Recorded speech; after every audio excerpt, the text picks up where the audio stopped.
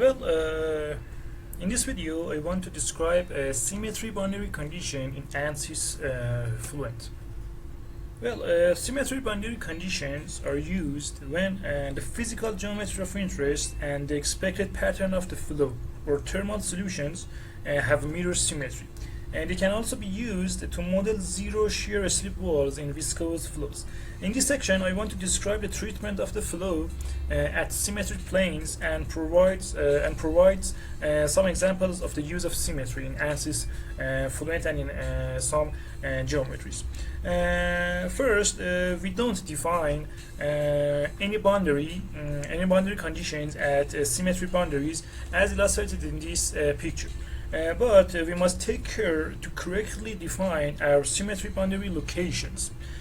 First tip, at the center line of an axis-symmetric geometry, we should use the axis boundary type rather than the symmetry boundary type, as illustrated in this picture. What are some examples of symmetry? Symmetry boundaries are used to reduce the extent of our computational model to a symmetric subsection of the overall physical system. In these two pictures,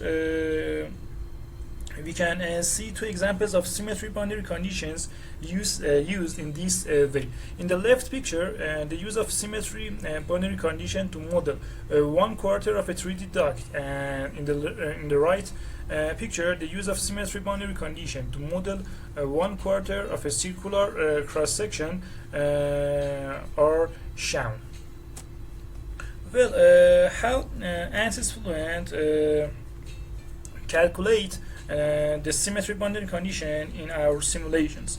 ANSYS Fluent assumes a zero flux of all quantities across a symmetry boundary.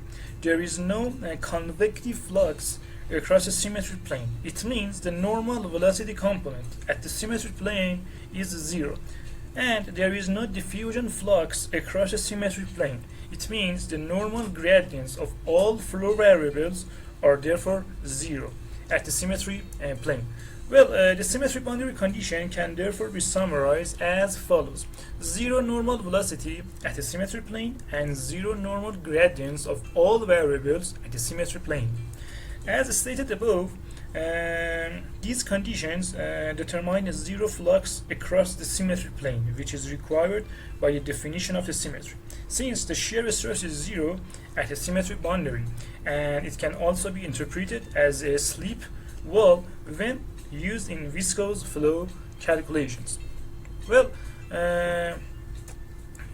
I hope this video is useful for you, and please subscribe my channel and like my videos. Thanks for watching.